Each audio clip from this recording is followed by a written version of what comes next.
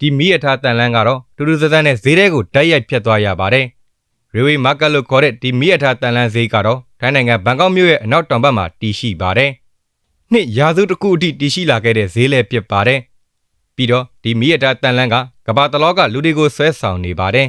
။တန်လန်းရဲ့ဘေးဘက်ကလျက်မှာဈေးသည်တွေကသူတို့ရဲ့ပစ္စည်းတွေကိုအကြောက်လန့်မရှိထိုင်ရောင်းနေကြပါတယ်။ဒါဟာပုံမှန်လူတစ်ယောက်အတွက်တကယ်ကိုအန္တရာယ်ရှိတယ်လို့ထင်ကောင်းထင်နိုင်ပါတယ်။ဒါပေမဲ့သူတို့ကဒါကိုကျင့်သားရနေကြပါပြီ။မီးရထားလာပြီဆိုရင်သူတို့ရဲ့ဆိုင်တွေကိုခဏတာဖြုတ်သိမ်းပေးရပါတယ်။အဲ့ဒီအချိန်မှာပဲကမ္ဘာလက်ခရီးသွားတွေကအပြိုင်ဆိုင်ဓာတ်ပုံတွေဗီဒီယိုတွေရိုက်ကြပြီးတော့မမေ့နိုင်တဲ့စွမ်းစားကန်တစ်ခုကိုမှတ်တမ်းတင်ကြပါတယ်။မီးရထားဖြတ်သွားပြီးပြီဆိုရင်တော့ဆိုင်ရှင်တွေကရုပ်သိမ်းထားတဲ့ဆိုင်တွေကိုဖြန့်ပြီးတော့ပုံမှန်အတိုင်းပြန်လဲရောင်းချရပါတယ်။သူတို့ဟာဒီအခြေအနေကိုကျင့်သားရနေကြပြီမို့လို့မကြောက်ကြတော့သလိုအနေရရှိမှန်းလည်းမသိကြတော့ပါဘူး။ပရိသတ်တို့လည်းထိုင်းနိုင်ငံရောက်ပြီဆိုရင်ဒီနေရာကိုမဖြစ်မနေသွားလေတင်ပါတယ်။